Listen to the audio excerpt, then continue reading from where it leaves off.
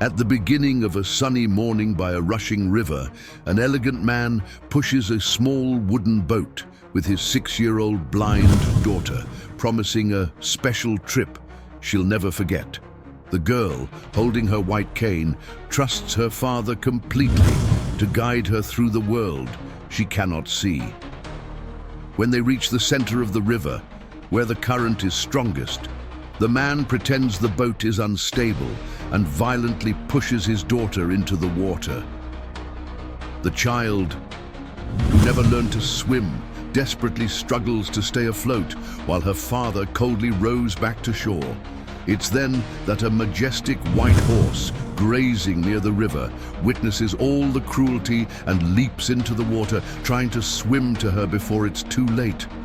Before we begin, if you, like us, are an animal lover, subscribe to our channel now so you don't miss any of our thrilling stories. Thank you. Now, back to our story. The black Mercedes-Benz glided silently down the dirt road, kicking up a cloud of dust that mingled with the morning air, fragrant with wildflowers. Edward Thorne adjusted the knot of his Italian silk tie as he watched the rural landscape through the tinted window. His cold eyes, which had so often intimidated executives in boardrooms, were now fixed on the small wooden dock emerging ahead, where the river's waters ran higher and faster than normal. In the back seat, Maya swung her thin legs, clutching her white cane tightly to her chest. Her crystalline blue eyes, which had never seen the light of day, sparkled with a childlike anticipation that made her angelic face radiate a pure, contagious joy. "Daddy, are we at the place for the boat ride yet?" she asked, her sweet voice echoing in the silent interior of the luxury car. Edward swallowed hard, his knuckles turning white as he gripped the steering wheel. "Yes, my daughter. We've arrived at the special place Daddy promised." The little girl clapped her hands, a radiant smile illuminating her face. "Yay! Is it going to be like the boat rides Mommy used to tell me about in her stories?" The mention of his late wife made Edward clench his teeth. 3 years had passed since the car accident that had taken Helen, and with her, all the golden dreams he had cultivated. What remained was a mountain of debt, relentless creditors, and a blind daughter who consumed a fortune in specialized treatments. "It will be a very special ride, Maya. Different from all the others," he murmured, parking the car near the dock. The smell of fresh water filled his nostrils as he opened the door. The river was more turbulent than usual, a result of the torrential rains from the previous week. The muddy waters swirled in treacherous eddies, especially in the center, where the current gained strength and speed. Maya got out of the car carefully, her white cane tapping delicately on the uneven ground. Her other senses, sharpened by the absence of sight, immediately picked up on something strange in the environment. The air carried a tension she couldn't comprehend, and her father's breathing sounded different, heavier, more controlled. "Daddy, why are you so quiet?" she asked, reaching out her small hand to find his. Edward hesitated for a moment before taking his daughter's small, cold hand. "Just thinking, sweetheart. Just thinking. Thinking about how a $5 million inheritance could solve all his problems. Thinking about how the creditors would finally leave him in peace. Thinking about how much easier it would be to start over without the burden of caring for a special needs child." Near the dock, a small, sturdy wooden boat bobbed gently, tied to a post. Edward had rented it the week before, claiming an interest in fishing in deeper waters. The owner, a local old-timer, had warned him about the dangers of the current after the rains, but Edward had pretended not to care. "Daddy, the boat is making a noise," Maya observed, tilting her head to better catch the sounds around her. "It's just the wind, honey. Let's get in." But it wasn't the wind. The boat was creaking because the waters were rougher, and the girl, with her heightened sensitivity, perceived every sonic nuance that escaped less trained ears. A strange unease began to grow in her chest, a premonition she couldn't name. Edward helped Maya into the boat, noticing how she hesitated with each movement. Her small hands constantly searched for support, and she murmured softly, as if talking to herself to stay calm. "Daddy, can we go home?" she asked suddenly, her voice laced with an inexplicable anxiety. "No, Maya. We came all this way for the special ride. We're not going to waste the trip." The man untied the boat and began to row toward the center of the river. With each stroke, Maya felt the rocking grow more intense, and the sound of the water against the hull took on a more threatening tone. Her small hands gripped the sides of the boat tightly. "Daddy, I'm scared," she whispered. Edward stopped rowing for a moment, looking at his daughter's frightened face. For a second, something akin to remorse flickered in his eyes, but then he thought of the letters from the creditors, the threats, the inheritance that could be his salvation. "There's no need to be scared, Maya. Daddy's here." But his words sounded hollow, devoid of any paternal warmth, and Maya, even in her 6-year-old innocence, could sense the coldness hidden behind that false promise. A few hundred yards from the bank, on the rural property that stretched along the river, a white horse grazed peacefully under the morning sun. Its defined muscles shone in the golden light, and its ears twitched constantly, catching every sound that echoed through the landscape. It was a magnificent animal, about 15 years old, who had developed a special sensitivity to danger over his life. Jackson "Jack and Cole," his owner, watched the animal from a distance as he organized fishing nets he hadn't used in years. At 60, the retired river guide had found a source of peace and purpose in the horse's company. Every day, man and beast walked together along the trails bordering the river, a routine that had become sacred to them both. "All right, Tempest," Jack called, using the name he had given the horse years ago when the animal was still young and impetuous. "Time for our morning walk." The horse raised its head, but something in its demeanor seemed different.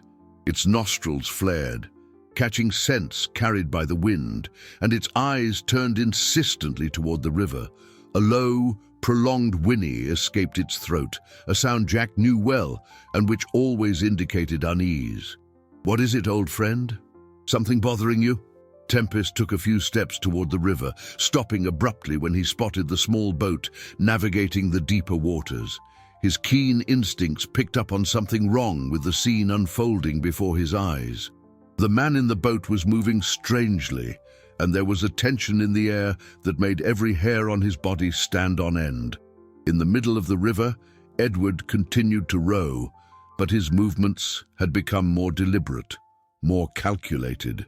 Maya remained clinging to the sides of the boat, her knuckles white from the effort. The current had grown stronger, and the vessel was rocking more intensely. "Daddy, please, let's go back," she pleaded, her voice almost inaudible over the sound of the water. "I don't feel well."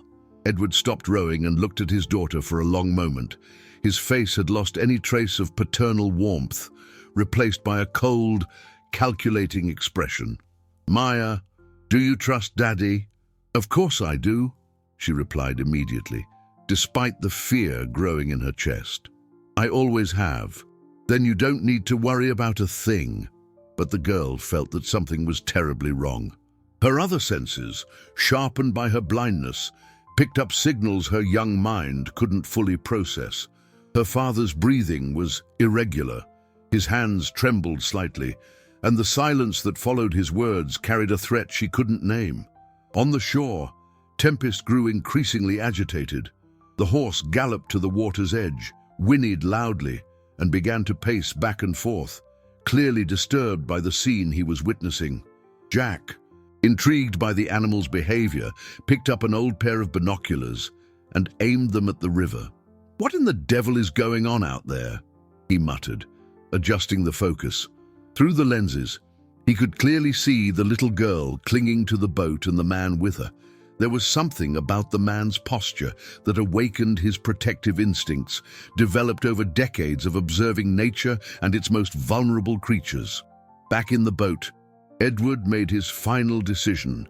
"Maya, the boat is a little unstable. I need you to move to the other side." "I don't want to move, Daddy. I'm afraid I'll fall." "You won't fall. Daddy's here." The lie came easily to his lips, but his hands were already moving with purpose. In a swift, brutal motion, he grabbed his daughter's arms and violently pushed her out of the boat. Maya's scream echoed across the landscape before it was muffled by the roar of the water. The sound pierced the air like a blade, reaching Tempest with devastating clarity. The horse, who had witnessed the entire scene, reacted instantly. Without hesitation, he leaped into the turbulent waters and began to swim with all his might toward the spot where the girl had disappeared. Jack, who was adjusting the binoculars when he heard the scream, let the equipment fall from his trembling hands. My God, what happened? Edward, still in the boat, watched the waters where his daughter had vanished for a few seconds. His eyes scanned for any sign of movement, any indication that his plan had failed. When he saw nothing but muddy water and eddies, a cold smile crossed his face. "It's over," he murmured, picking up the oars to return to the shore. But his words were cut short by the powerful sound of a whinny that echoed over the water. Tempest had located Maya and was swimming desperately against the current, his muscles taut with the superhuman effort he was making to reach her. The girl struggled to stay afloat, her small arms flailing frantically as water filled her mouth and nose. She had never learned to swim, and her blindness made the situation even more desperate. But then, like a miracle, she felt something soft and warm brush against her arm. "Help!" she cried, reaching out her hands and finding Tempest's thick mane. The horse, with a strength and determination that seemed supernatural, began to swim toward the opposite bank, where the current was less intense. Maya clung to him as if he were her only chance of survival, because, in fact, he was. The cold river water burned Maya's lungs as she held desperately onto Tempest's mane. Her small hands, normally so skilled at identifying textures and shapes, now trembled violently, making it hard to keep her grip. The horse, sensing the child's fragility, adjusted his movements to keep her head always above the surface. Jack ran along the bank, following the dramatic progress of the rescue. His experienced eyes quickly assessed the situation. The current was carrying the horse and the girl toward a more dangerous area of the river, where submerged logs and sharp rocks created deadly obstacles. He had to act fast. "Come on, Tempest! You can do it!" he shouted, knowing his familiar voice could guide the animal in the right direction. The horse, hearing his owner's call, directed its strength toward a small inlet on the opposite bank, where the water was shallower and calmer. Every stroke was a battle against the current that tried to drag them downstream, but his determination seemed unshakable. Maya, in the midst of her panic, began to notice something extraordinary. Even in her desperate situation, she could feel the strength and serenity emanating from the animal that was saving her.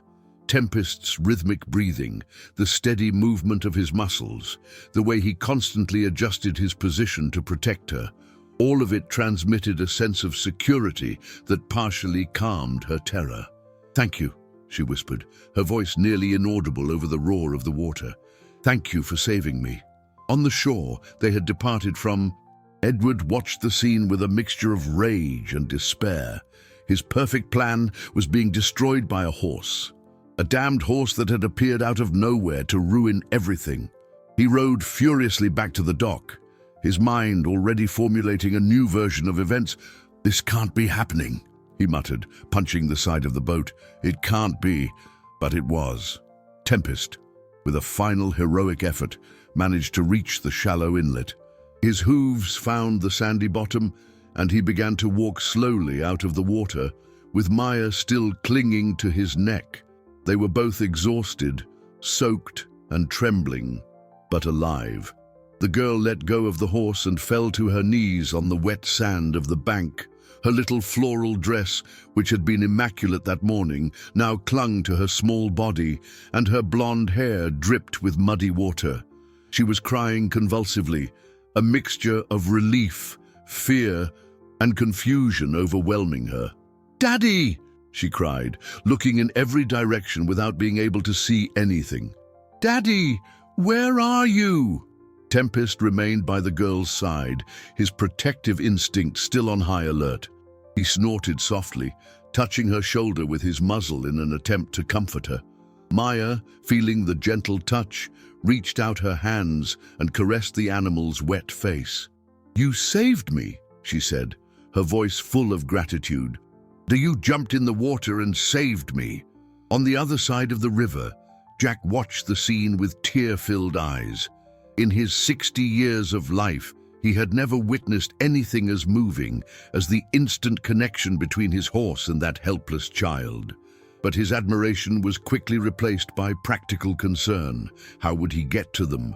The retired river guide knew every inch of that river. He knew that further on, there was an old wooden bridge that could still support a person's weight. It would be nearly an hour's walk, but it was the only way to reach the bank where Maya and Tempest were. "Hang on, little one," he said, even though he knew she couldn't hear him. "I'm coming to get you." Meanwhile, Maya tried to understand what had happened.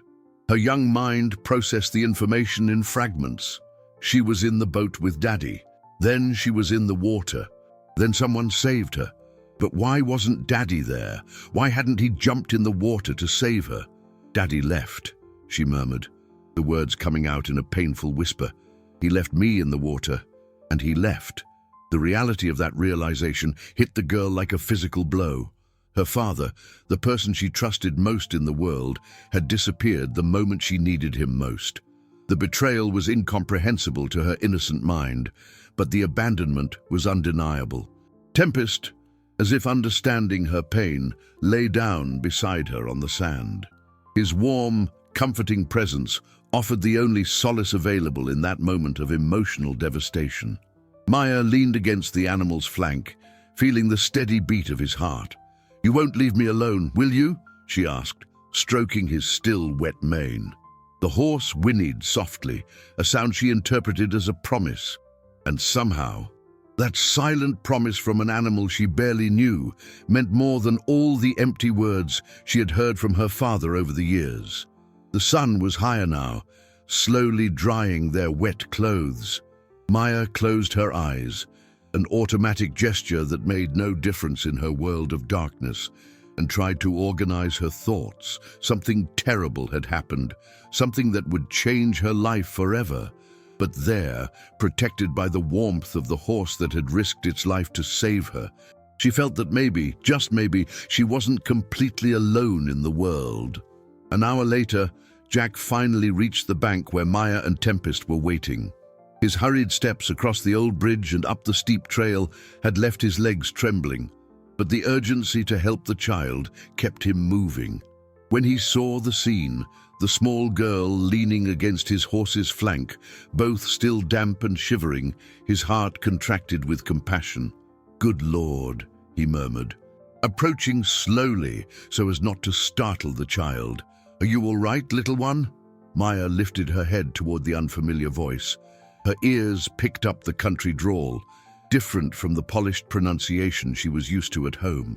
There was a genuine kindness in those words that contrasted dramatically with the coldness she had perceived in her father's voice during the boat ride. "Who are you?" she asked, her voice still hoarse from the shock and the water she had swallowed. "My name's Jack, sweetheart, and this brave horse who saved you is Tempest, my companion for many years." He knelt in the sand, keeping a respectful distance. "Can you tell me your name?" "Maya," she answered shyly. "My daddy brought me for a boat ride, but—" Her voice broke, and tears streamed down her cheeks again. "He left. He left me in the water, and he left—" Jack felt a tightness in his chest. Over decades on these waters, he had learned to read people as well as he read the river's currents, and something in the way the girl spoke about her father awakened his darkest instincts. No father simply abandons a blind child in a raging river. "Maya, were you hurt when you fell in the water?" he asked, visually scanning the girl for any injuries. "I don't know." "Everything hurts," she replied, running her hands over her wet arms. "Did you see my daddy? He was in the boat with me." The innocent question made Jack clench his fists. He had seen him, all right. He had seen through his binoculars a man deliberately push a child out of a boat. The image was burned into his memory like a permanent scar. But how could he explain something so horrible to a 6-year-old girl? "Let's worry about getting you dry and warm first," he said, taking off his flannel shirt and placing it over Maya's small shoulders. "We'll talk about the rest later." Tempest stood up and approached Jack, whinnying softly as if reporting the events he had witnessed.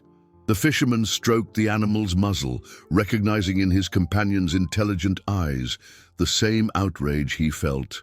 "I know, old friend, you did the right thing," he murmured to the horse. Maya noticed the interaction between man and animal, and something about that connection reassured her. Her keen senses picked up on the authenticity of the affection between them, so different from the forced displays of affection she received at home. "Is Tempest beautiful?" she asked, reaching out her hand to touch the animal again.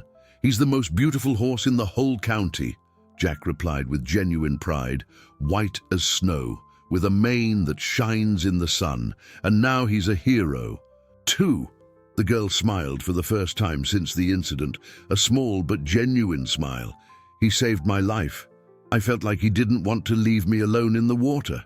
"Tempest has always had a good heart for protecting those in need," Jack said. "Now let's go to my house. You need some dry clothes and a hot meal." But when he tried to help Maya stand up, she hesitated. "What if my daddy comes back looking for me? He might get worried if he doesn't find me here." The innocence of that question was like a dagger to Jack's heart. The girl still believed her father would come back, still trusted the man who had tried to kill her. How could he preserve that childlike trust without putting her in danger again? "If he comes looking, my house is just a stone's throw from here. He'll find us," he lied, knowing he would have to invent a gentler version of the truth until he could get proper help. Maya agreed, allowing Jack to help her onto Tempest's back. The horse stood as still as a statue while she settled in, demonstrating extraordinary patience and sensitivity. During the walk to the house, which was just a few minutes away, Maya began to relax. The gentle sway of Tempest, the sun warming her back, and Jack's kind voice telling stories of the region made her momentarily forget the recent trauma. "Mr. Jack," she said suddenly, "why do I feel like I've known Tempest for a long time?" The question took the man by surprise. "What do you mean, little one?" "I can't explain it. When he saved me, I felt like he was always waiting for me, like he's been my friend for a long time." Jack looked at his horse, who flicked his ears as if listening and agreeing with every word the girl said. In all his years with Tempest, he had never seen the animal form such an instant and profound connection with anyone. "Maybe some friendships are just meant to be," he replied, his voice thick with emotion. "Maybe Tempest was waiting for you without even knowing it." The simple wooden house appeared ahead, with its blue window frames and the vegetable garden Jack tended with care. Maya smelled basil and mint in the air, scents that vaguely reminded her of happier times. But as Jack helped her down from the horse, a terrible question began to form in her young mind. If Daddy really loved her like he always said, why had he left when she needed him most? Jack's house was small but cozy, with dark wooden furniture and the comforting smell of freshly brewed coffee. Maya sat in a kitchen chair, wrapped in a wool blanket while her clothes dried on a makeshift line near the wood-burning stove. Her small hands held a mug of hot chocolate, and she sipped it slowly, still trying to process the traumatic events of the morning. "Where do you live, Maya?" Jack asked gently, sitting at the table with her. "Your folks must be worried." The girl hesitated, shifting uncomfortably in her chair. "I live in the big city, far from here. Daddy said this was a special place he wanted to show me." Her voice dropped. "But he left when I needed him most." Jack mentally noted every detail. Big city, special place, a father who abandons his blind daughter in a raging river. All the signs pointed to something far more sinister than a simple accident. Meanwhile, 25 miles away, Edward was driving back to the city, his hands trembling on the steering wheel. His mind was working feverishly, constructing the version of events he would tell everyone. He pulled into a secluded gas station and took out his cell phone, dialing his personal attorney.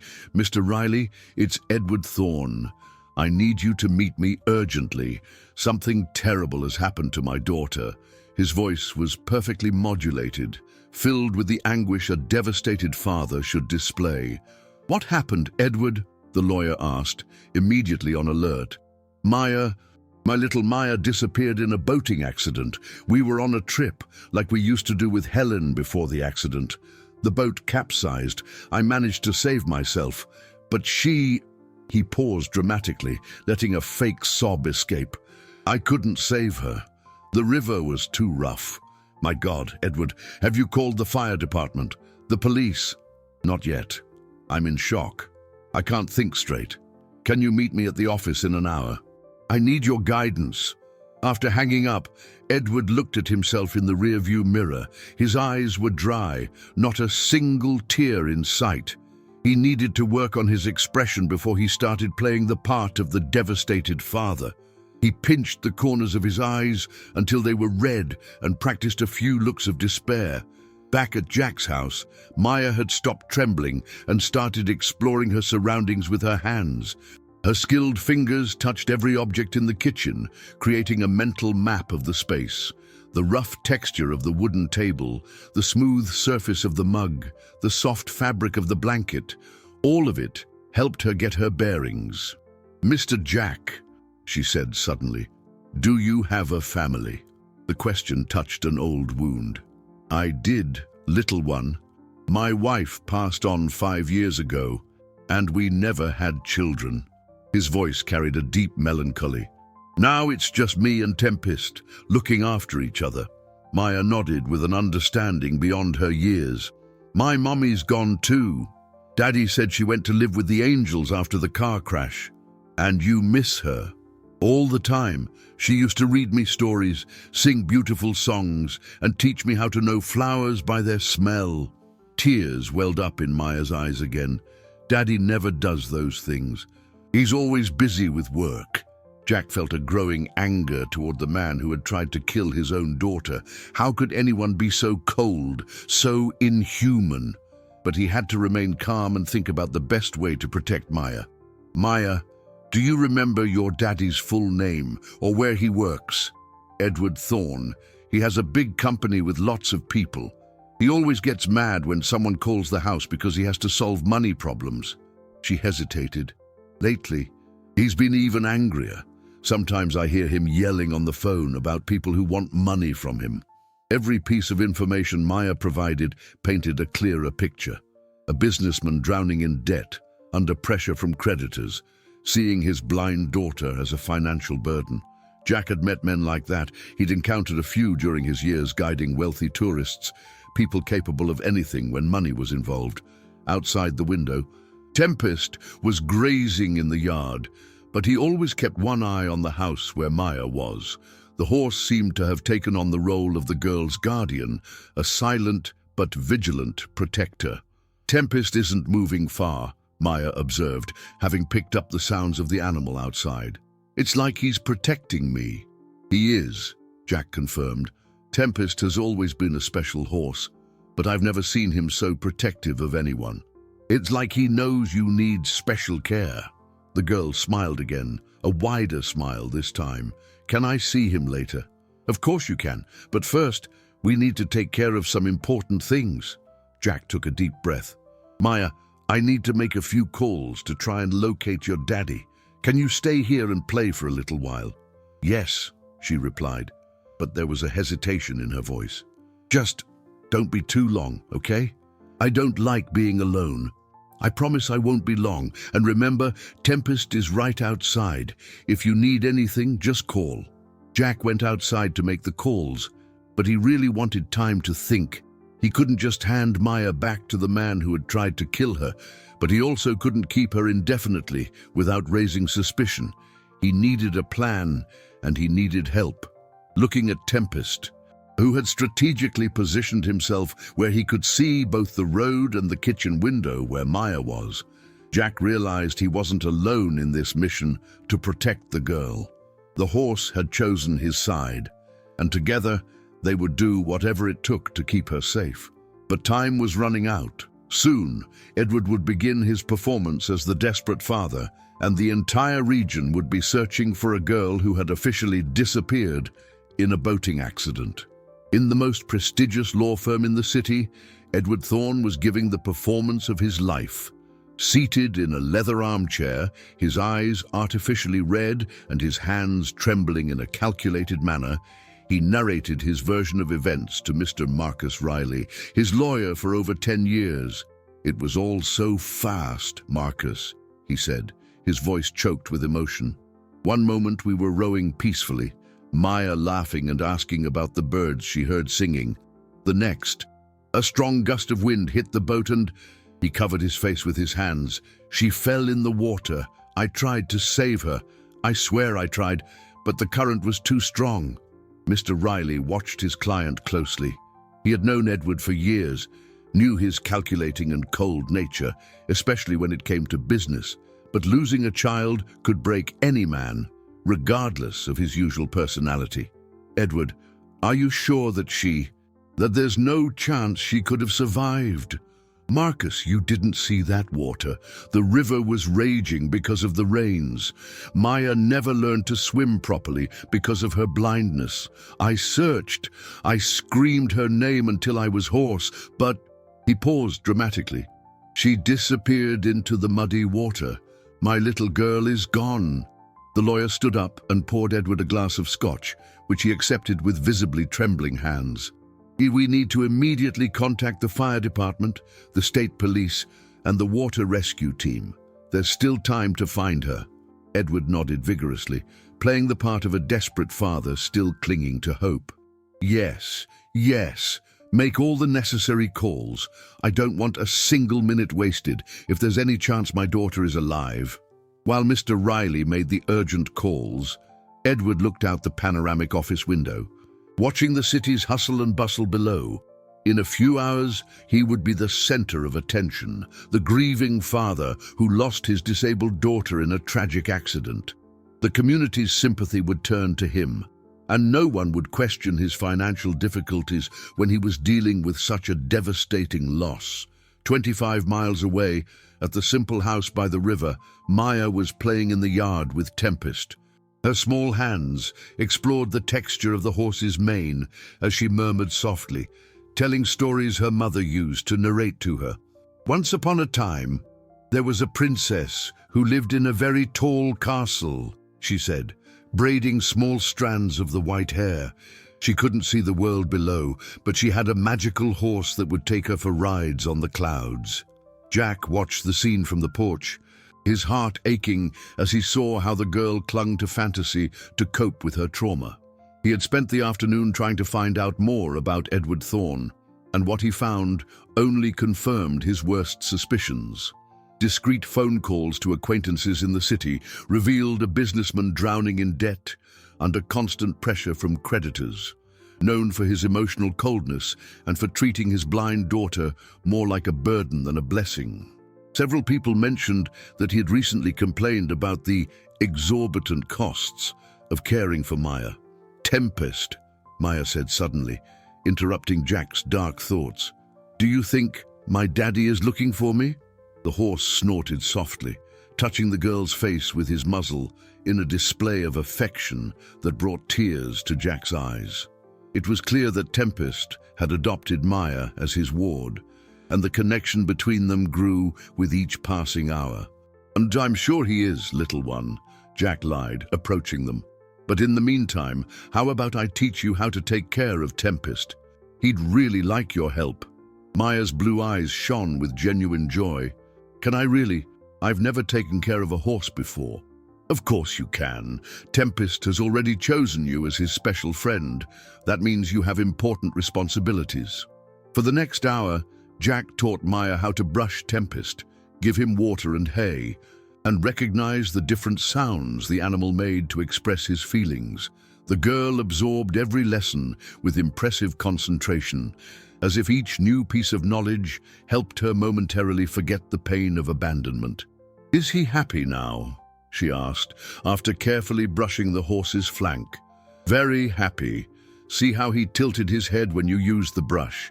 That means he trusts you completely." Meanwhile, in the city, the search and rescue machine had been activated.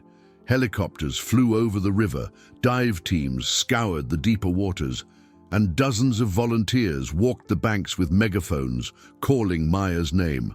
Edward followed the search closely, always positioned where he could be seen by the local news cameras that had already arrived on the scene.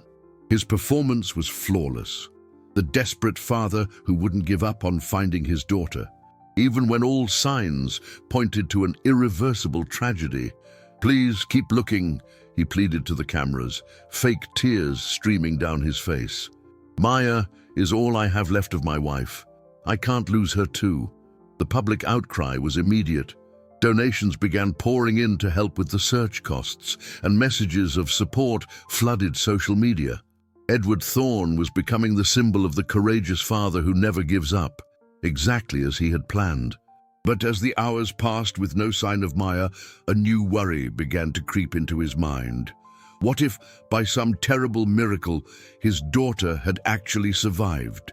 What if someone had found her? Back at Jack's house, Maya had fallen asleep leaning against Tempest, who remained as still as a protective statue. The fisherman covered the girl with a blanket and sat on the porch, watching the distant movement of helicopters searching for a child who was sleeping peacefully in his care. The irony of the situation was painfully clear. While the father feigned despair for the daughter he himself had tried to kill, the girl was finding, for the first time in her life, the unconditional love and protection she had always deserved. But Jack knew this peace wouldn't last. Soon, very soon, he would have to make a decision that could put them all in danger. The next morning, while Maya was still sleeping soundly in the guest bed Jack had prepared for her, the fisherman decided to examine the clothes he had set out to dry more carefully. The floral skirt and delicate blouse were of obviously expensive quality, confirming that the girl came from a wealthy family. But it was when he checked the inner pockets of the skirt that Jack made a discovery that would change everything. Tucked into a small, almost imperceptible inner seam was a sealed, plastic laminated envelope. His experienced hands, accustomed to mending nets and delicate equipment, carefully opened the protective casing. Inside was a handwritten letter on fine stationery in a woman's elegant script. "My dearest Maya," the letter began, dated just a few months before Helen's death. "If you are reading this, it means something has happened to me, and you are now old enough to understand certain important truths about our family." A chill ran down Jack's spine as he continued to read. The letter revealed intimate details about the deterioration of Helen's marriage to Edward, her growing concerns about her husband's behavior, and most importantly, crucial information about the family's finances. "Your father doesn't know, but I have left a substantial inheritance exclusively in your name, Maya. $5 million that I inherited from my family, deposited in a special trust that only you can access when you turn 18. I feared that Edward might squander this amount if it were part of our joint assets." The fisherman had to sit down as he processed the information. $5 million. A fortune that perfectly explained why Edward had tried to eliminate his own daughter. If Maya died before reaching adulthood, as the sole heir, the assets would naturally revert to the father as her legal guardian. The letter continued with detailed instructions on how to access the inheritance and, more importantly, contained the phone numbers of trusted lawyers Helen had secretly hired to protect her daughter's interests. It also revealed that Helen had begun to suspect Edward's true intentions regarding the family's money. "Maya, if anything seems strange about your father's behavior regarding money or your safety, immediately contact Mrs. Fiona Adler. She has specific instructions to protect you and your inheritance." Jack reread the letter 3 times, each word confirming his worst suspicions about Edward Thorne. The man hadn't tried to kill his daughter in a fit of desperation. He had coldly planned to eliminate the only person standing between him and a $5 million fortune. The sound of small footsteps on the stairs alerted him that Maya had woken up. He quickly put the letter in his shirt pocket, deciding he needed more time to process this information before making any decisions. "Good morning, Mr. Jack," Maya said, coming down the stairs carefully, one hand on the wall to guide herself. "Is Tempest okay? I heard him whinny earlier." "Good morning, little one. He's great. Just calling you for breakfast," Jack replied, forcing a cheerful tone while his mind worked feverishly. During breakfast, Maya seemed more cheerful. The restful night's sleep and the sense of security provided by Tempest's constant presence had helped to ease the initial trauma. She asked curious questions about life on the rural property, about the local animals, and about the stories Jack told from his days as a professional river guide. "Mr. Jack," she said suddenly, stirring her oatmeal thoughtfully, "Why do I feel like Mommy wanted me to meet you?" The question caught the fisherman off guard. "What do you mean, Maya?" "I can't really explain it, but ever since Tempest saved me, I have this feeling that Mommy was watching over me from somewhere far away, like she asked him to protect me." Jack felt a lump in his throat. The letter in his pocket seemed to burn against his chest, as if Helen were truly trying to protect her daughter from beyond the grave. "Your mother loved you very much, didn't she?" "She did. She always said I was special, that my blindness didn't make me any less than anyone else. Daddy never talks like that. He always seems tired when he has to take care of me." Every word from Maya was another confirmation of Edward's emotional coldness. Jack had to make a decision, and it had to be fast. The letter provided clear evidence of the father's motives, but it also revealed that there were people willing to help Maya if he could contact them. "Maya, do you remember the name of any of your mother's friends? Someone she trusted a lot?"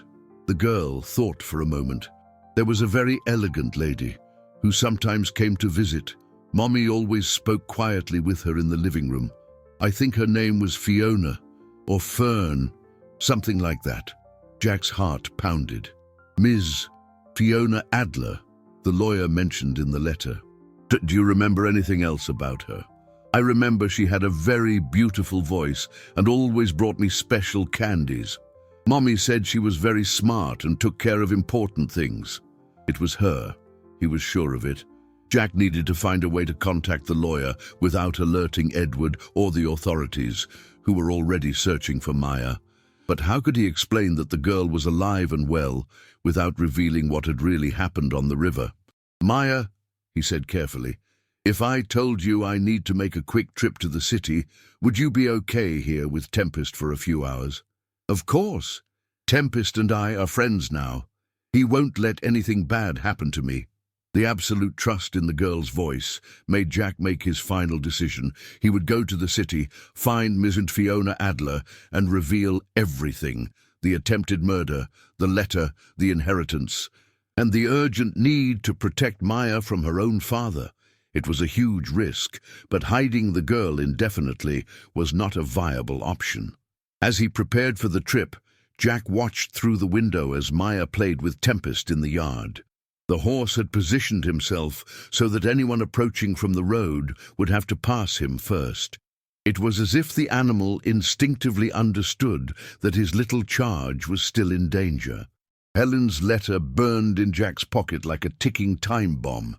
In a few hours, he would either save Maya for good, or he would put them all in an even more dangerous situation.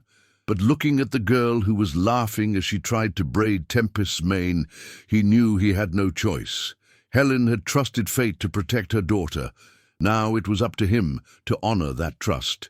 Ms. Fiona Adler's office was on the 20th floor of a sleek commercial building in the city center. Jack, wearing his best clothes, slacks and a white shirt he only wore for special occasions, felt completely out of place. His calloused hands nervously clutched his straw hat as he waited in the luxurious reception area. "Do you have an appointment, sir?" the receptionist asked, eyeing the clearly rural man who had shown up unannounced with some suspicion. "No, I don't. But it's about Maya Thorne." "It's urgent," Jack replied, his voice carrying a seriousness that made the young woman reconsider her initial posture. Ms. Fiona Adler was a woman in her 50s, with greying hair tied in an elegant bun and intelligent eyes that missed no detail. When she heard the name Maya Thorne, she immediately dropped what she was doing and asked for Jack to be shown into her office. "How do you know Maya?" she asked, closing the door and gesturing for the fisherman to take a leather armchair. Jack took a deep breath and decided to bet everything on one move. He took the letter from his shirt pocket and handed it to the lawyer. "I found this in her clothes after I saved her from the river."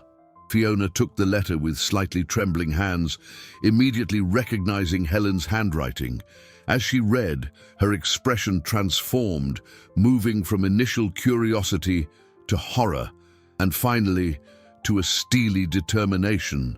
"Where is she?" she asked, her voice low but charged with urgency. "Safe, on my property. But, Ma'am, you need to know the truth about what happened on that river." Jack told her everything, from the moment he saw Edward push Maya out of the boat through his binoculars to Tempest's heroic rescue. The lawyer listened in silence, occasionally taking precise notes. When Jack finished his account, she remained silent for several long minutes, processing the information. "Mr. Jackson Cole." "Ma'am, Jack?" "Mr. Cole, what I'm about to tell you cannot leave this room until we have a clear plan." She stood up and walked to the window, looking out at the city below.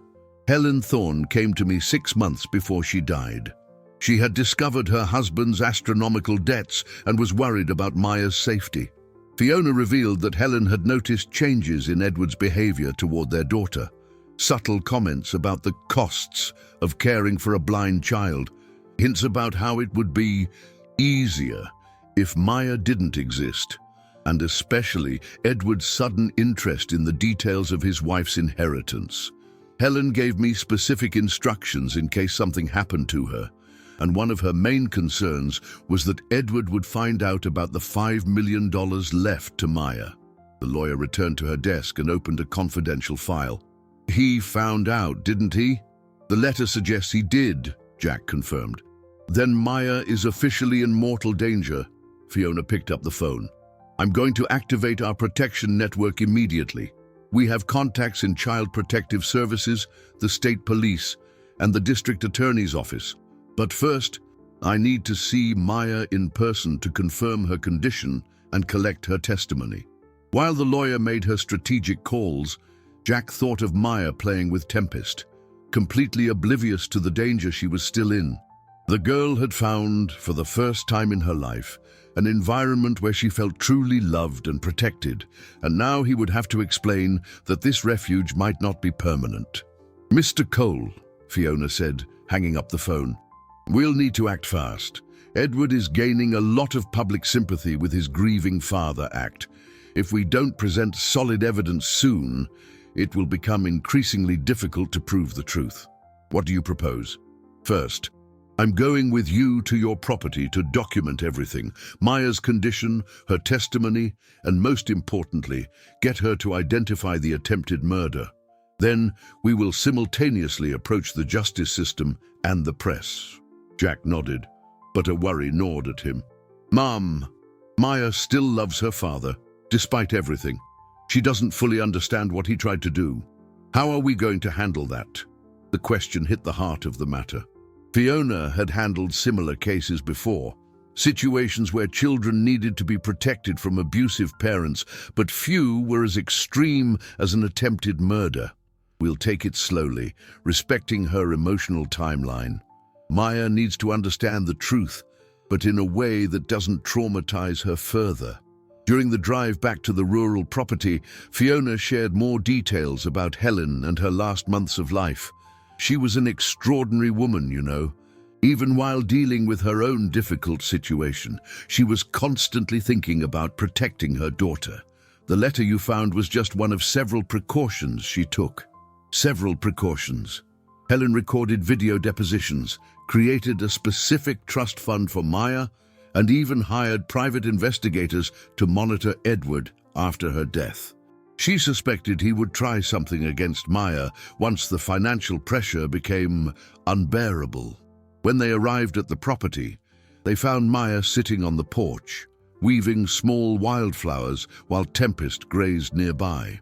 The horse immediately raised his head upon seeing strangers approach, protectively positioning himself between them and the girl. "Maya!" Jack called softly. "I brought a special visitor for you." The girl tilted her head, her keen senses picking up the presence of an elegant woman. "Who is it?" "My name is Fiona, dear. I was a friend of your mommy's." Maya's face lit up instantly. "You're the Fiona with the special candies. Mommy always talked about you." Fiona felt her eyes fill with tears. "Yes, that's me, and I'm here because your mommy asked me to take care of you if you ever needed it." "I really do need your help," Maya said with devastating simplicity. "Daddy left me alone in the river, and I don't know why." It was the moment of truth. Fiona knew that the next few hours would determine not only Maya's future, but also whether they could bring to justice a man who had tried to kill his own daughter for money. The conversation with Maya lasted 3 hours. Fiona, experienced in cases involving traumatized children, conducted the dialogue with extreme delicacy, allowing the girl to tell her version of events at her own pace. Jack remained by her side, offering emotional support, while Tempest grazed near the porch, his ears always alert. "Maya, can you tell me about the boat ride with your daddy?" Fiona asked, discreetly recording the conversation on her phone. The girl hesitated, her fingers nervously playing with a rag doll Jack had made for her. It was strange from the beginning. Daddy was different in the car. Quieter, more cold. Different how? He didn't talk to me like he usually did, and when we got to the river, I smelled something weird in the air, like when Daddy gets really nervous and his breathing changes. Fiona exchanged a meaningful look with Jack. Maya's heightened sensitivity had picked up on signs that a sighted child might have missed. "And what happened in the boat?" Maya took a deep breath, mentally reliving those terrible moments. "Daddy helped me in, but his hands were cold and shaking. I asked to go back because I was scared, but he said we came all this way for a special ride. And then he rode far from the shore. I could hear the water getting louder, scarier. I asked again to go back, but he didn't answer. Then her voice broke, and tears began to stream down her cheeks.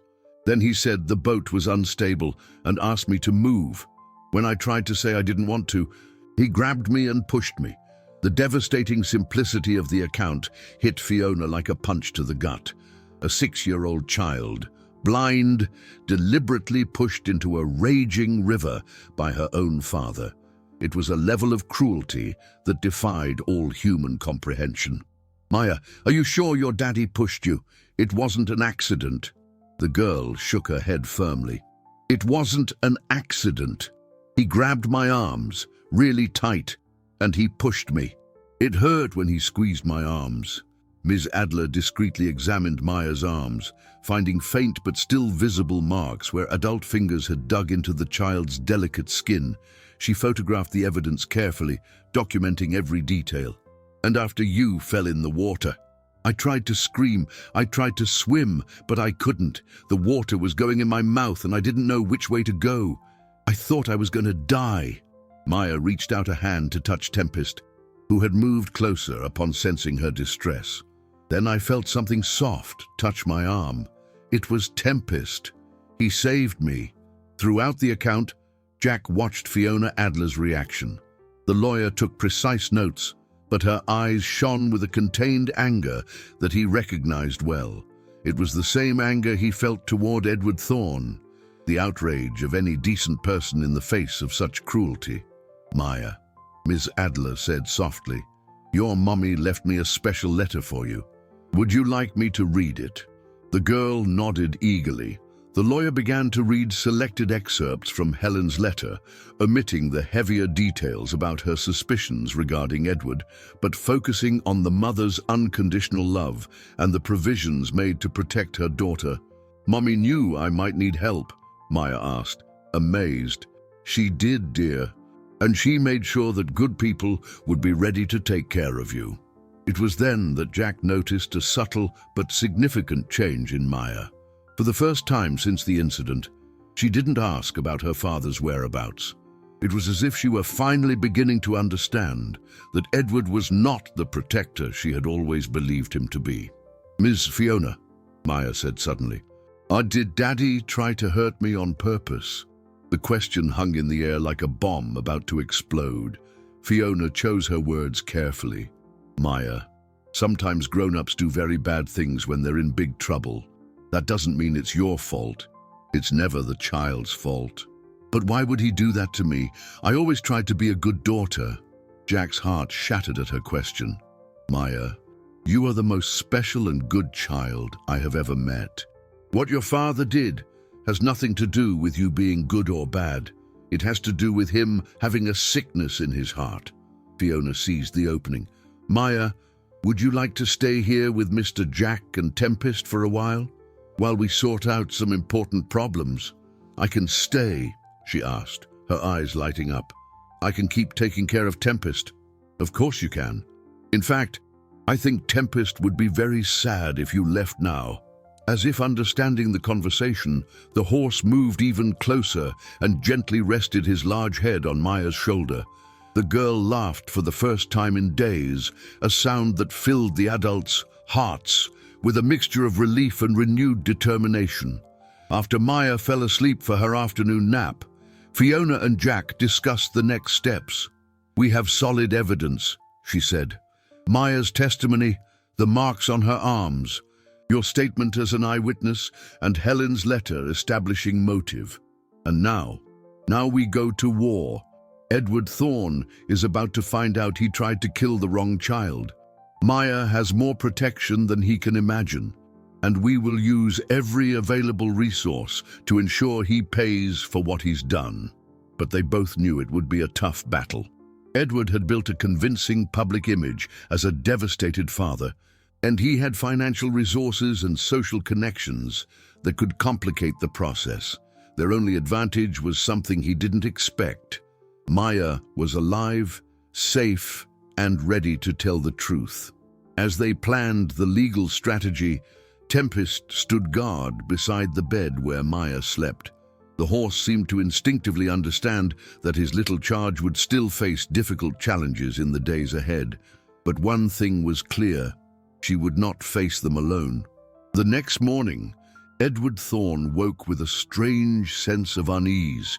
He had slept poorly, tormented by dreams of Maya's face emerging from the river's waters, silently accusing him.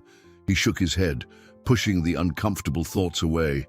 Maya was dead. He had made sure of it. It was time to move on with his new life, free of debt and responsibility.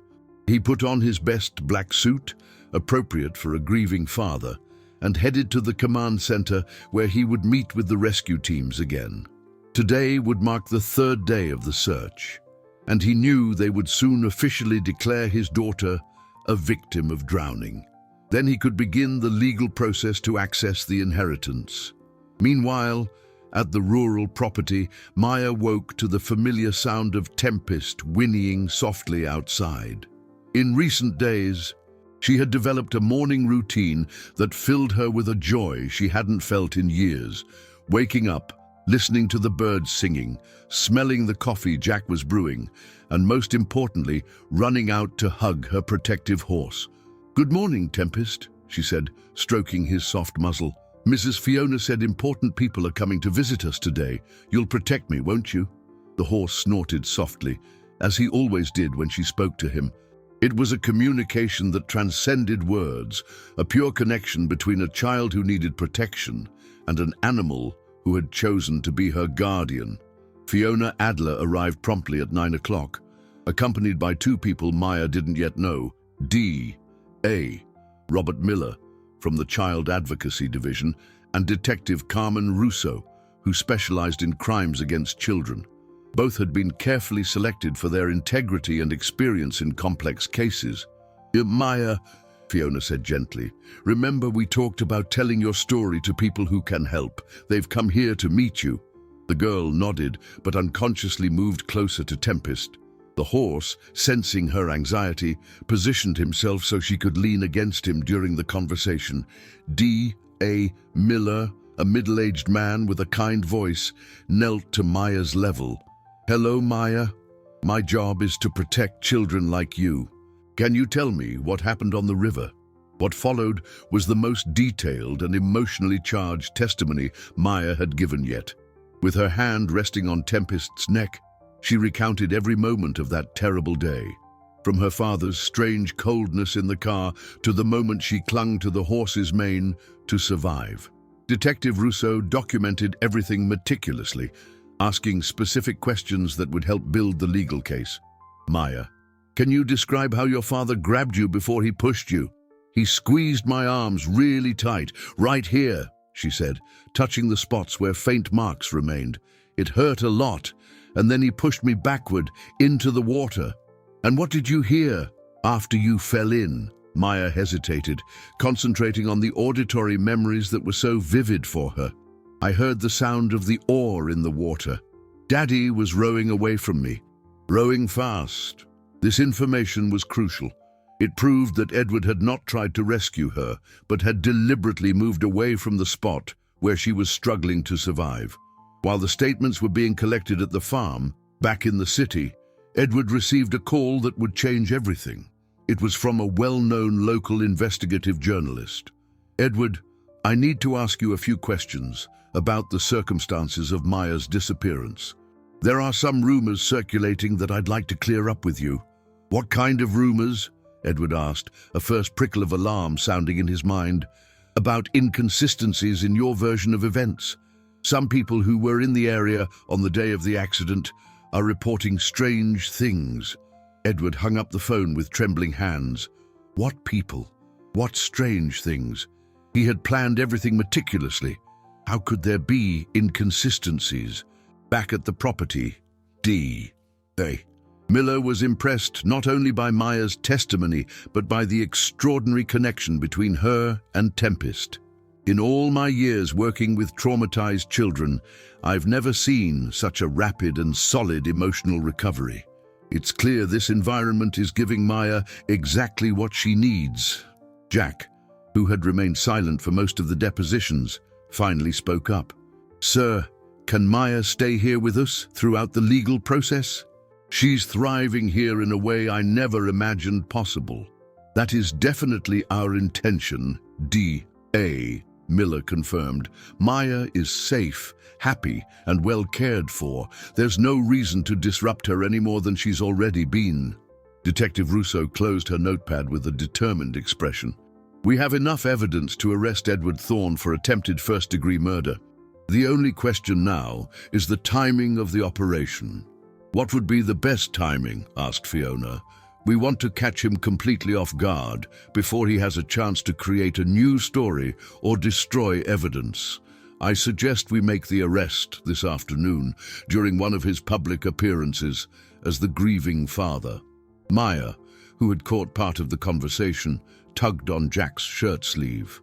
"Mr. Jack, are they going to take Daddy away?" The simple question carried a devastating emotional weight. Even after everything Edward had done, Maya still struggled with conflicting feelings for her father.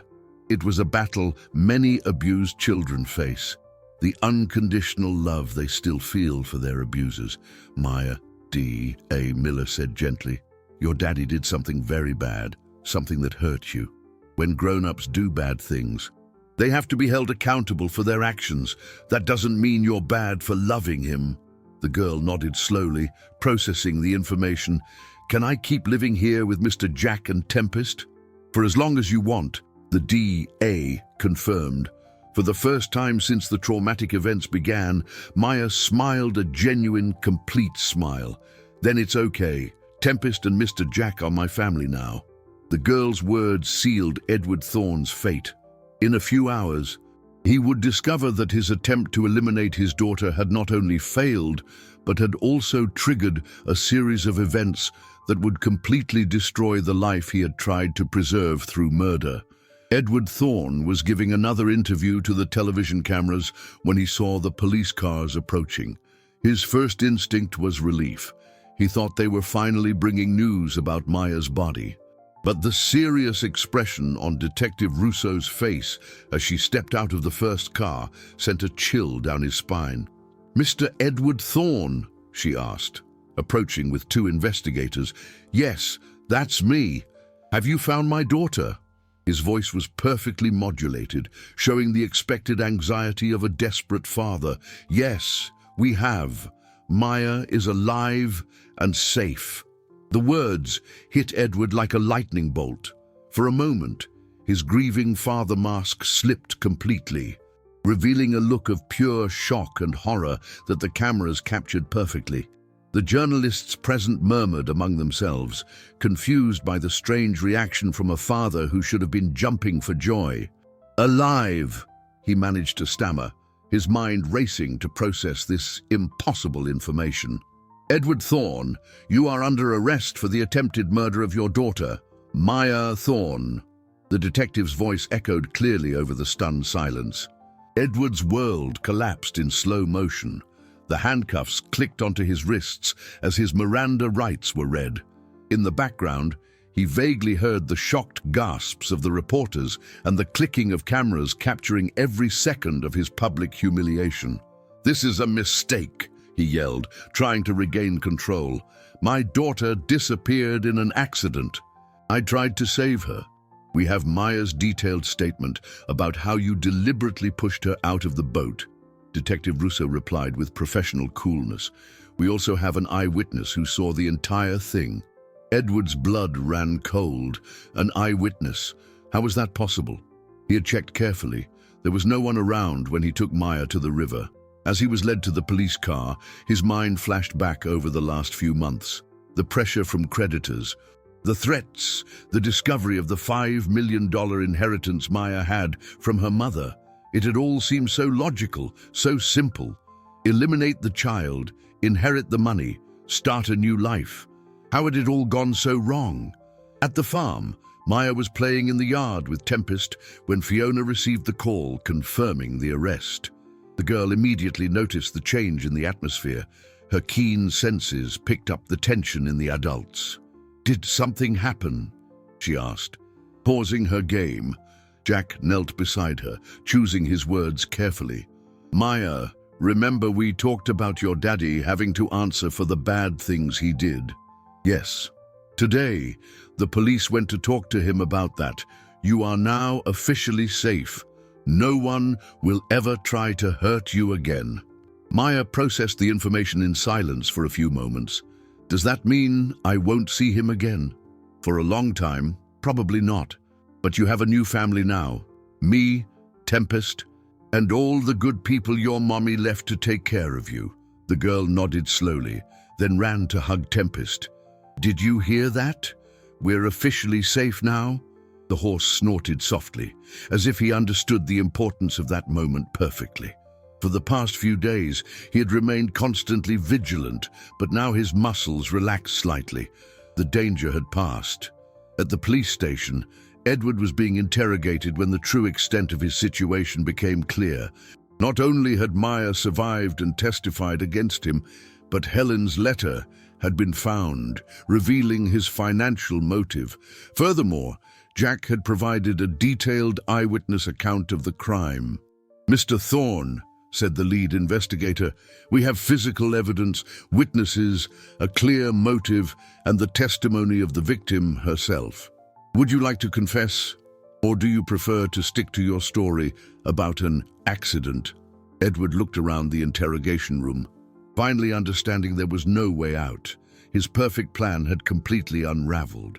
Worse, he would now not only face criminal justice, but would also lose any chance of accessing the inheritance that had motivated the whole crime. "I want a lawyer," he muttered, the last resort of a desperate man. "That's your right," the investigator confirmed. "But in the meantime, Maya Thorne is under the full protection of the state, and her guardianship has been transferred to people who truly care about her well-being." Those words were the final blow for Edward.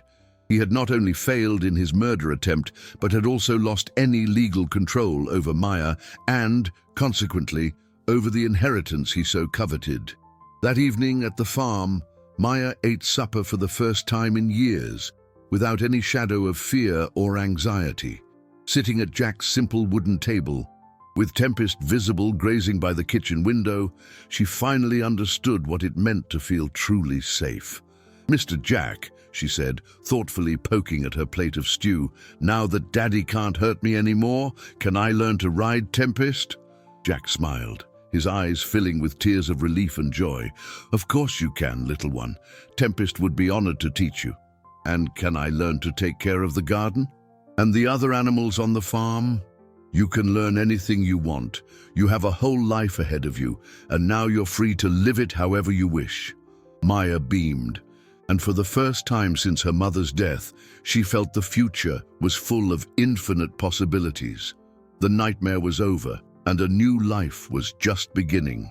Outside, Tempest raised his head to the starry sky and whinnied softly, as if celebrating the victory. The horse who had risked everything to save an innocent child could now rest, knowing his mission was accomplished. Maya was safe, loved, and protected, exactly as she was always meant to be. 3 weeks after Edward's arrest, Maya was sitting on Jack's porch, listening intently as Fiona Adler explained the next steps in the legal process. The girl had changed visibly in those weeks. Her posture was more confident, her smile more frequent, and there was a serenity in her movements that stood in dramatic contrast to the frightened child Tempest had rescued from the water. "Maya," Fiona said softly, "in a few days, there will be a very important trial. The judge will want to hear from you personally about what happened that day on the river."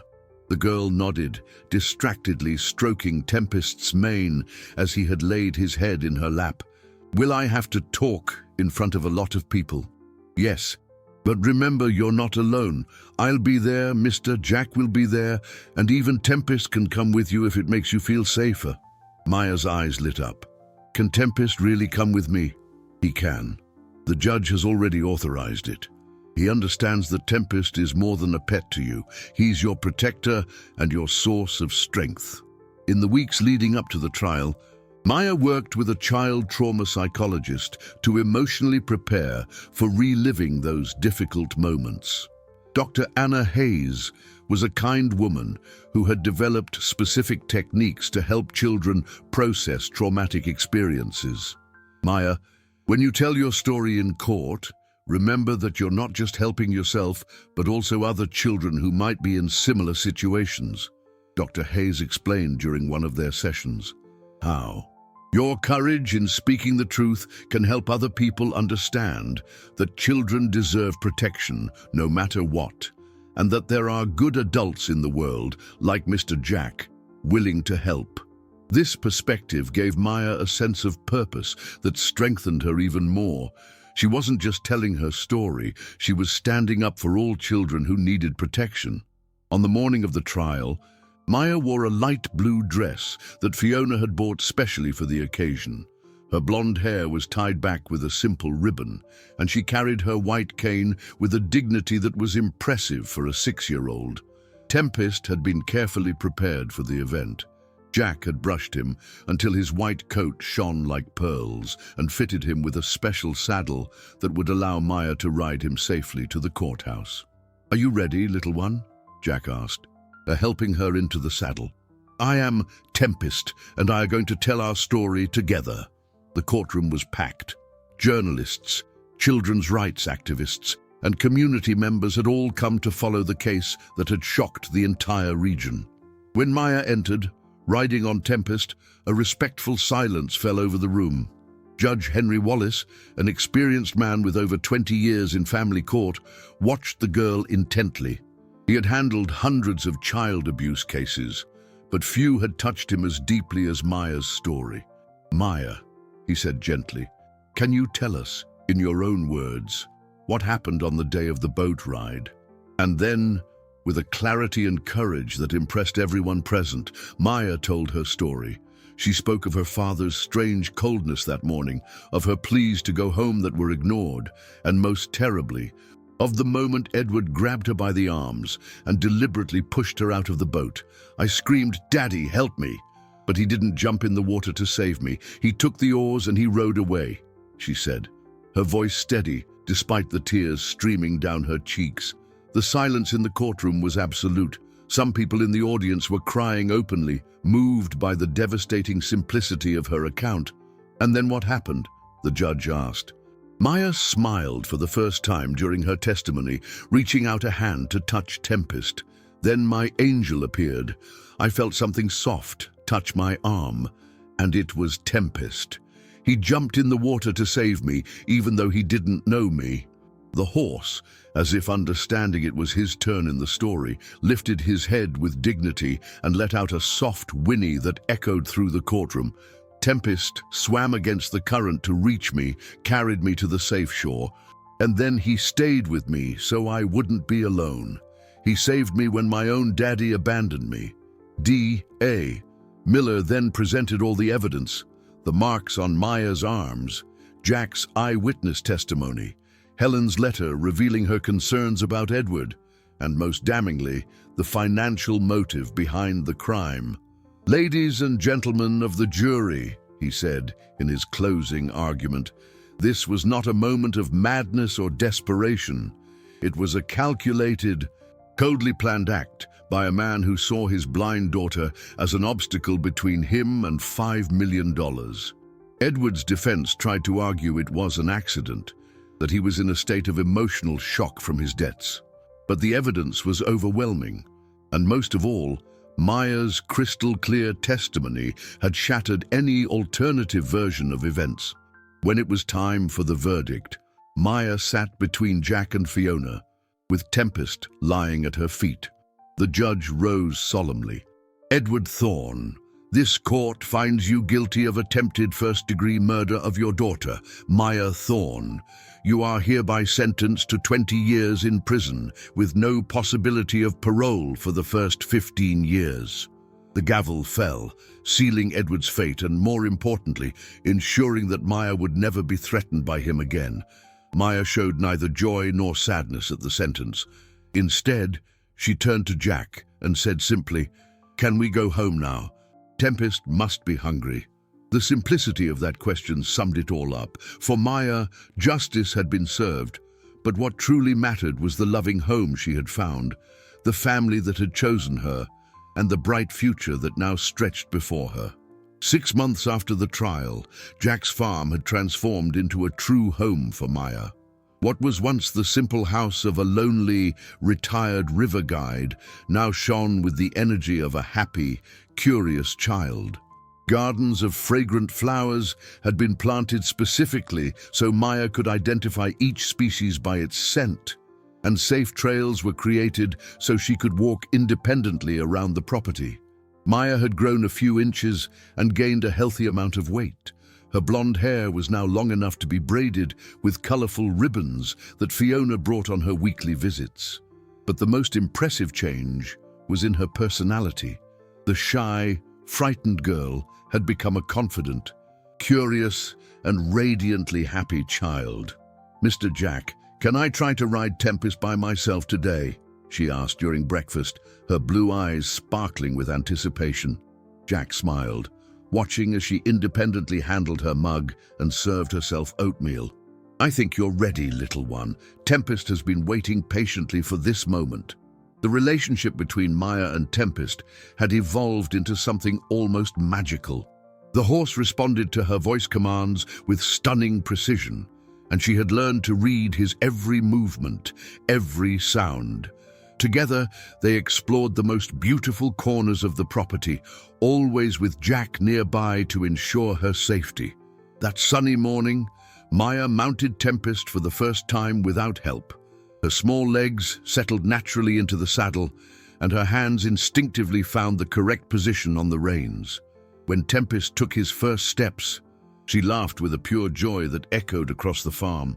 "I'm flying, Mr. Jack. It feels like I'm flying," she shouted, her golden hair fluttering in the wind. Jack watched with tears in his eyes. He remembered the terrified, soaked girl Tempest had rescued from the river, and now he saw a child who had been completely reborn. The trauma hadn't disappeared. It had been transformed into strength, courage, and an extraordinary capacity to love and trust again. In the afternoon, Maya had a special visitor.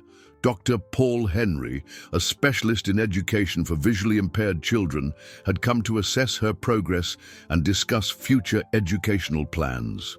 "Maya is an extraordinary child," he told Jack after spending 2 hours observing her interact with her environment.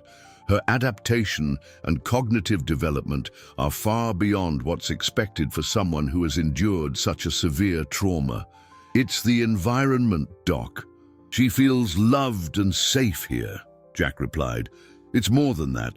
It's the connection with Tempest. I've never seen a blind child develop such spatial confidence and motor independence. This horse isn't just a pet. He's a natural-born therapeutic partner." Dr. Henry recommended that Maya begin a specialized educational program, but suggested the lessons be given at the farm, incorporating Tempest as an integral part of the learning process. "Separating Maya from the environment where she has flourished would be counterproductive," he explained. While the adults discussed her educational future, Maya was in the yard teaching Tempest a new trick. She had discovered she could train the horse through voice commands and rewards, and was particularly proud of having taught him to find specific objects by scent. "Tempest, find the blue brush," she said. And the horse immediately went to where the brush was hidden among several others. Jack came into the yard just as Maya was celebrating the trick's success. "Little one, did you know you're training Tempest better than many professionals could?" "It's because we understand each other," she replied simply. "He knows what I need before I even ask." This special connection had become the center of Maya's new life.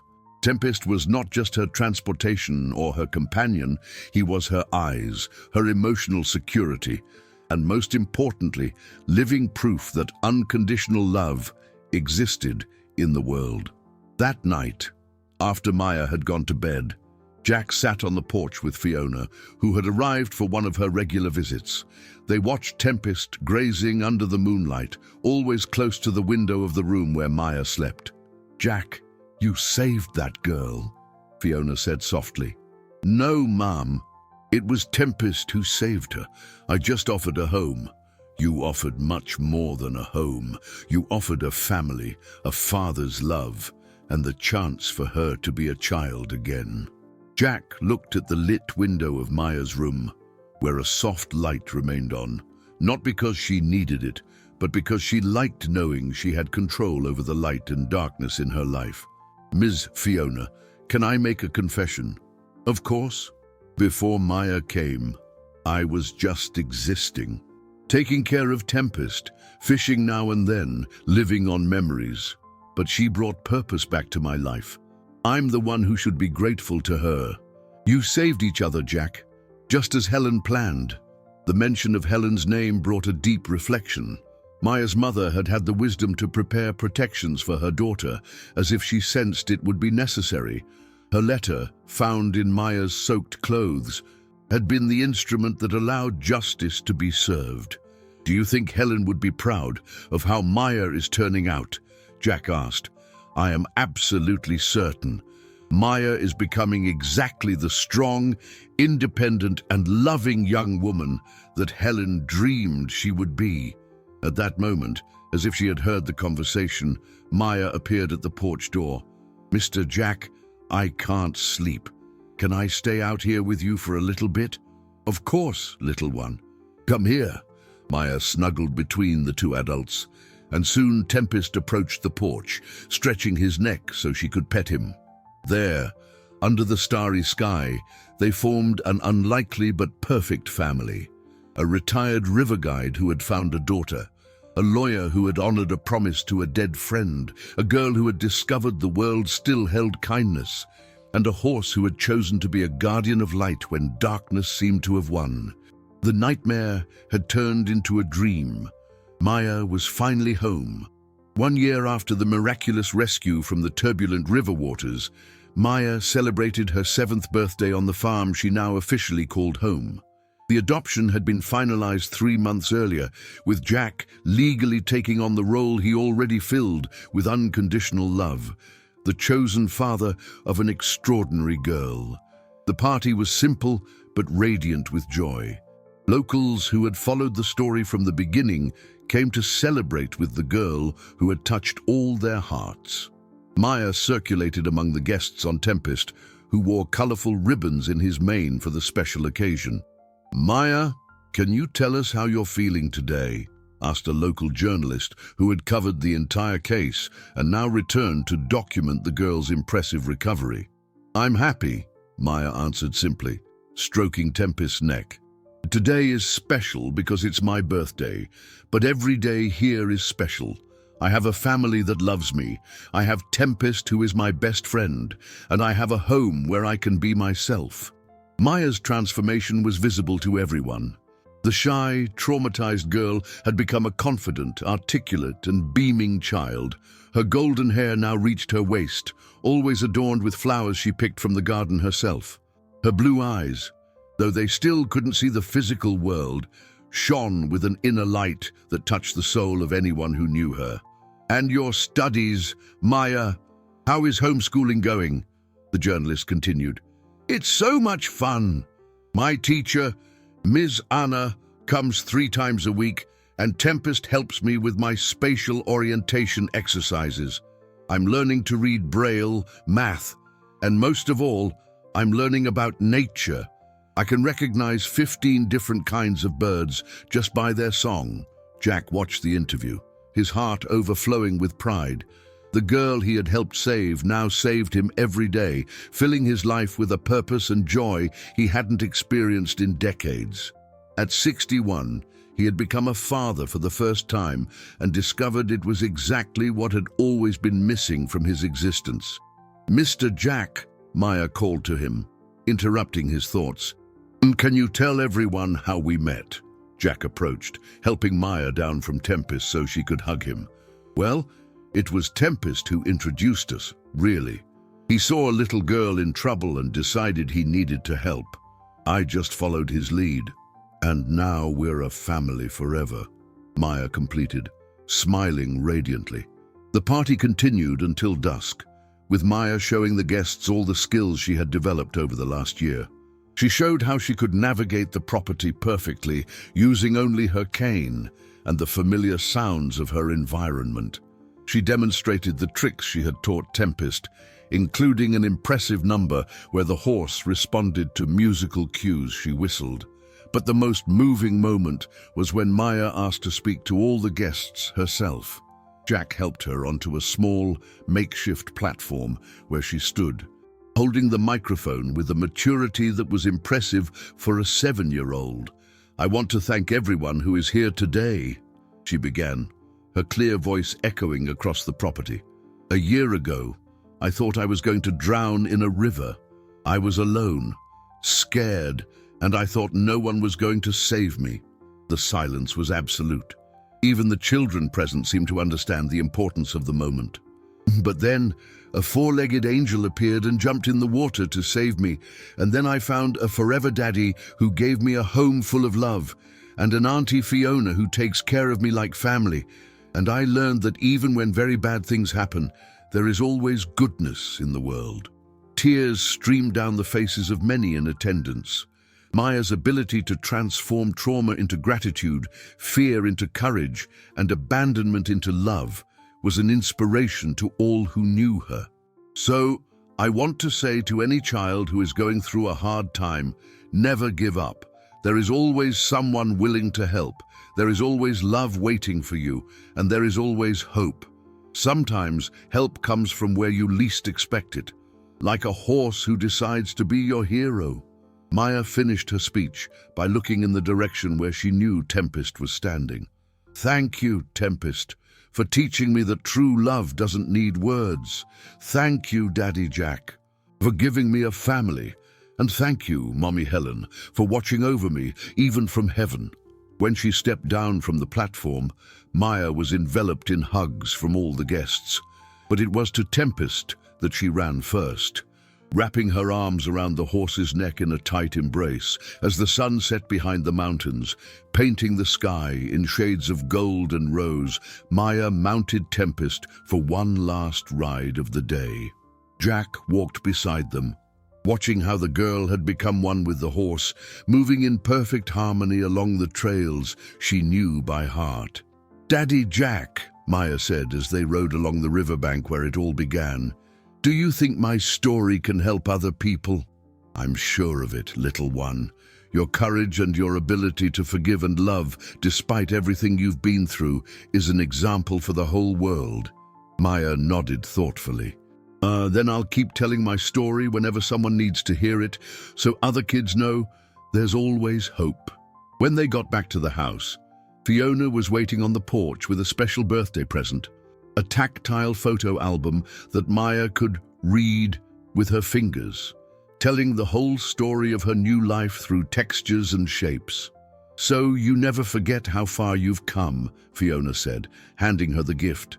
Maya ran her fingers over the pages, feeling the images of Tempest, the farm, Jack, and herself in various happy moments from the past year. "It's beautiful, Auntie Fiona, but I could never forget. Every day here is a new page in my story of happiness."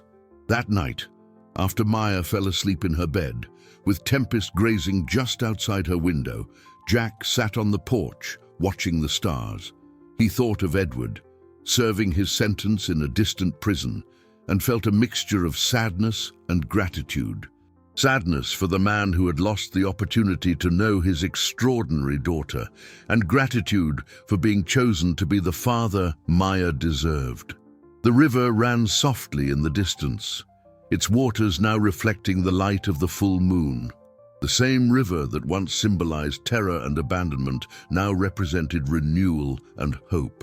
Maya had learned to love it again, understanding that it wasn't the place itself that defined an experience, but the people you choose to have by your side. Tempest approached the porch, as he always did before settling down for the night, checking that all was well with his human family. Jack stroked the muzzle of the horse that had changed all of their lives. "Thank you, old friend," he whispered, "for being brave when I wasn't there, for saving our girl when she needed it most, for teaching me that true heroes sometimes have 4 legs and a heart bigger than the world." And there, under the starry sky, on the farm by the river where a miracle had happened, the most unlikely but most perfect family in the world rested in peace. A girl who had found light after darkness, a man who had discovered fatherly love in his golden years, and a horse who had proven that goodness exists in all forms of life. The story of Maya and Tempest would become a local legend, passed down from generation to generation as proof that even in the darkest of times, hope always finds a way to shine, and that true love, whether between a father and daughter, or between a child and her protective horse, has the power to turn any tragedy into a triumph. The man who tried to use his daughter's blindness as a justification to eliminate her now faced his own moral darkness, finally understanding that the true blindness was not in his daughter's eyes, but in his own heart, unable to see the value and beauty of the child he rejected. The horse who witnessed his cruelty became the guardian of the light he tried to extinguish, proving that even in the most turbulent waters, goodness can emerge when brave hearts decide to act.